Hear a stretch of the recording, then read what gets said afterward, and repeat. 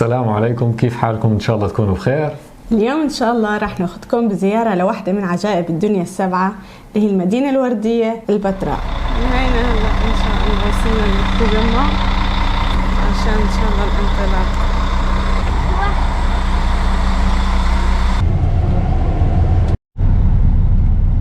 احنا لما اشترينا هاي الرحلة كانت عبارة عن رحلة البتراء زائد بوفيه مفتوح للعشاء في أحد الفنادق، بس زي ما هو معروف عن الشعب الأردني المضياف جابوا لكل واحد فينا وجبة فطور، فكانت لفتة كتير حلوة منه.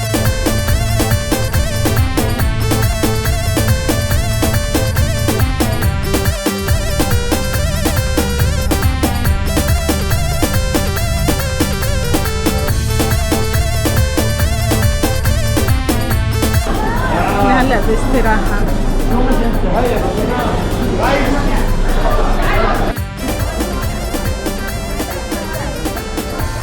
نادي يتسلك في الطريق.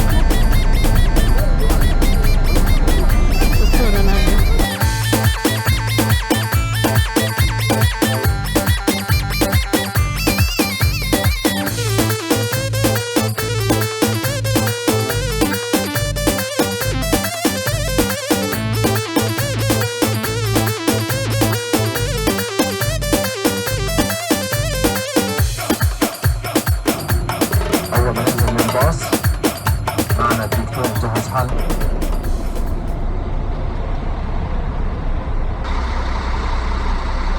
وهلا وصلنا للبتراء اللي هي واحدة من عجائب الدنيا السبعة المعروفة باسم المدينة الوردية، طبعا نسبة للون الصخور الموجودة فيها، وهي من أشهر أماكن الزيارة في الأردن. وهذا هو مركز الزوار. مركز الزوار في أماكن لشراء الهدايا التذكارية وفي مطاعم، وبرضه حلو إنهم حاطين في نوافير للمي. طبعا زي العادة استراحة حمام، عاملين زي خزنة صغيرة. أخيرا خلصوا الحمامات. اللي بيميز مدينة البتراء إنها مدينة منحوتة نحت في الصخر، مش مبنية زي أغلب المدن التاريخية اللي موجودة في العالم.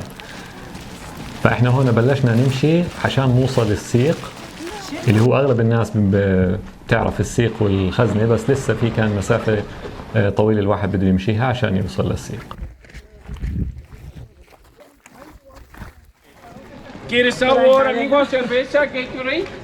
وهلا وصلنا لبداية السيق، والسيق هو عبارة عن ممر بين جبلين، وزي ما لاحظتوا سكان أهل المنطقة الأصليين بيحكوا أكثر من لغة بطلاقة، والسبب طبعا لأنه دائما هم بيحكوا مع السياح بشكل مستمر. سبحان الله الشجرة وين طالعة، حتى هون في شجر بالصحراء. هلا مش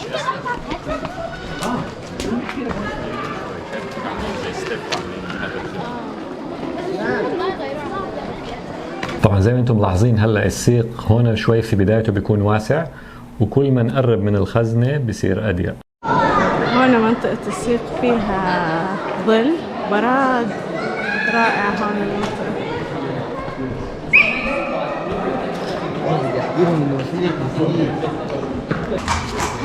عزم سمير خليك عزم. بالزمان كان ممكن الواحد يركب الخيول أثناء السيق، بس هلأ صار في عربيات بتجرها الخيول بالإضافة لعربيات الجولف الكهربائية.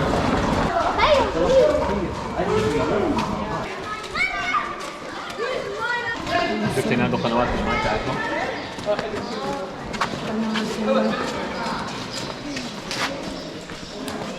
هون صار ضيق جدا.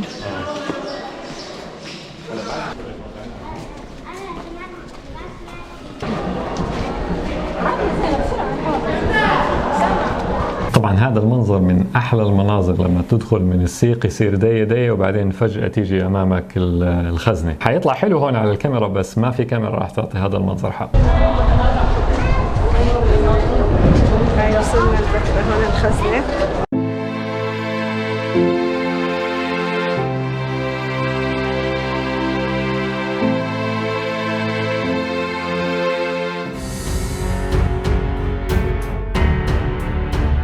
سبحان الله، منظر من أروع المناظر، كيف إنه قدروا ينحتوا هذا الجبل بهذا الارتفاع وبهذه الدقة.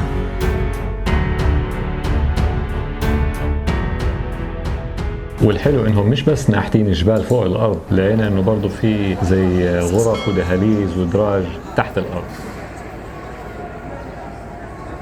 وهون سمير حب يركب الجمل. طبعا أنا بالزمانات ركبت الجمل مرة، بس مش ممكن أعيدها مرة تانية، لأنه لما أعمل جمل كتير خفت.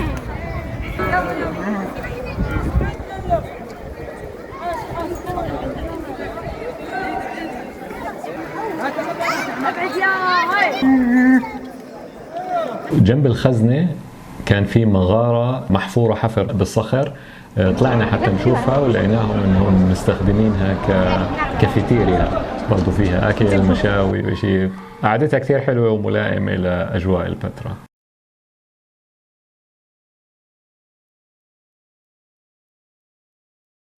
وأثناء المشي في البتراء في أماكن فيك توقف فيها وتشتري أشياء تذكارية.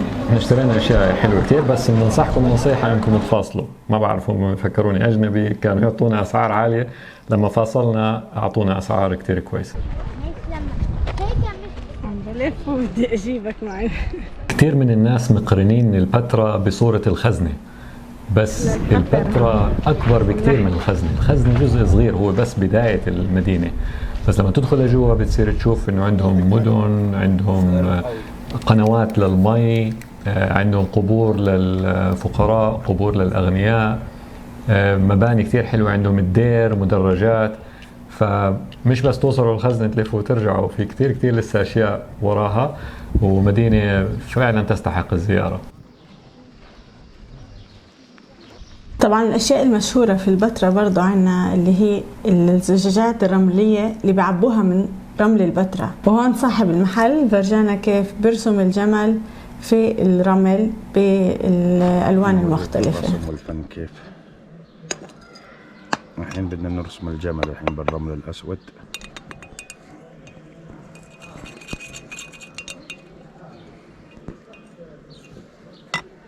الحين نعمل رجل الجمل.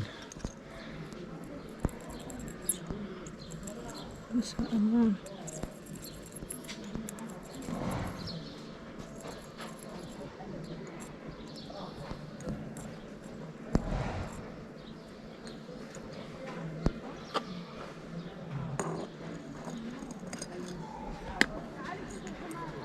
هاي الجمل. ما شاء الله.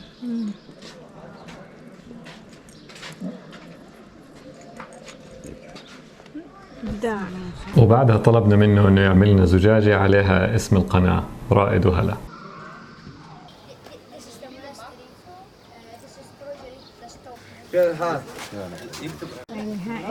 كبرتك يا خطر. وهون حبينا ندخل على واحدة من المغارات ونفرجيكم ألوان الصخور من الداخل.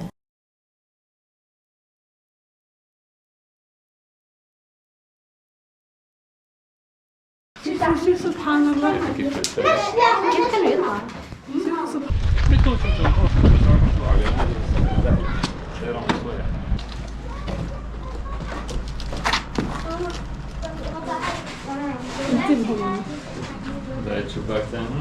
بعدها رحنا على منطقة بسموها مسرح البتراء أو المدرج النبطي. إذا بتتذكروا بالجزء الأول من زيارتنا للأردن رحنا على المدرج الروماني. الفرق إنه المدرج الروماني كان مبني بنى بالحجار، هذا المسرح منحوت نحت في الصخر. طبعا لما اجوا الرومان رجعوا احتلوا مدينة البتراء بنوا أجزاء عليه، بس الجزء الأصلي منحوت نحت في الصخر. برضو من الأشياء الحلوة إنكم تشوفوها في البتراء.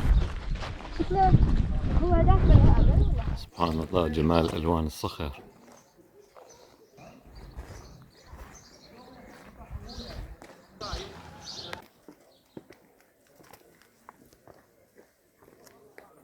بتسابقوا جمال.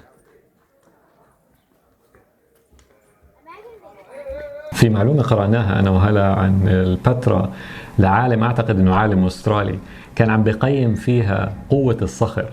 علماء الآثار بيقيسوا الصخر من 0 ل 10، 10 قوة الألماس. حجر البتراء يصنف 7، يعني هذا مش حجر سهل، حجر صلب جدا، مش حجار رملية سهلة النحت. فسبحان الله كيف إنه مع كل هاي الصلابة قدروا ينحتوا ويطلعوا بهاي المدينة. لحظة صفا مع الحمير والبغال. انتبه، هاي قصدك على الحيوانات ولا علينا احنا؟ احنا اللي كنا قاعدين جنبك ذيك. لا طبعا الحيوانات. وعلى ذكر الحمير والبغال، زي ما بتعرفوا انه البسه مرات بتحاول تيجي لصاحبها وتدلع وتحك ظهرها في الارض، بس كان اول مره بحياتي بشوف انه حمار بيعمل هيك في البتراء. حك ظهره. هلا قعدنا في استراحة هون، حتى اللي جوات الصخر هاي الألوان، حتى ما في مغارة، ذكريات أيام زمان. لسه نفس الطعمة؟ وين طلعتي انت؟ لاحقينا هون حتى البس أسيان. سبحان الله. ايه بدك؟ وهون البسة علقت في محمد وحبته كتير. شوفوا شو كاتبين. شوف سبحان الله، بهاي المناطق، هاي المغارات لما دخلنا الكاميرا فيها بتورجي كيف تدرجات والوان الصخر زي الحراشف. سبحان الله، يعني مناظر فعلا الكاميرا ما راح تعطيها حق. تدرجات الصخر سبحان.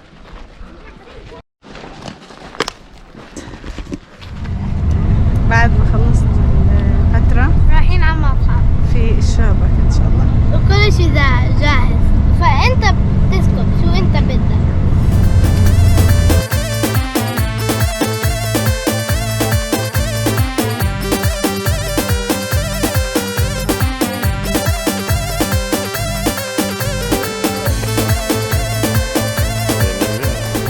طبعا الأوتيل مطل على قلعة الشوبك، القلاع التاريخية بالأردن.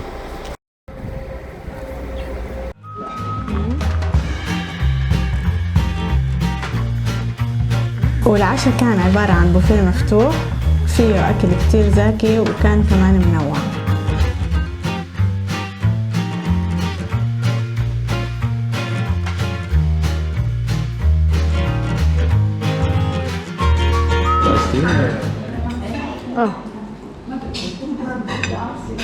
وبعد العشاء رحنا لغرفة استراحة في الأوتيل، شربنا فيها الشاي مع الحلويات قبل ما ننطلق لعمان.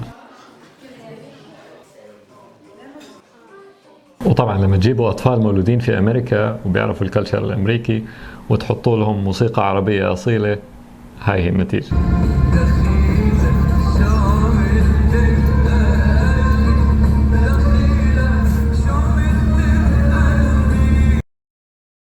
ورحلة البتراء كانت رحلة ممتعة حلوة، ولسه في عنا مغامرات كتيرة إن شاء الله رح نحط لكم إياها في الحلقات القادمة. وفي الحلقة الجاي رح نعلن عن أول مسابقة في قناتنا للمشتركين فقط، ممكن تربحوا منها جوائز. تأكدوا أنكم تكونوا مشتركين في القناة وفعلوا الجرس عشان يوصلكم كل جديد، ودعمونا الفيديو بكتير من اللايكات. وبنشوفكم على خير. سلام.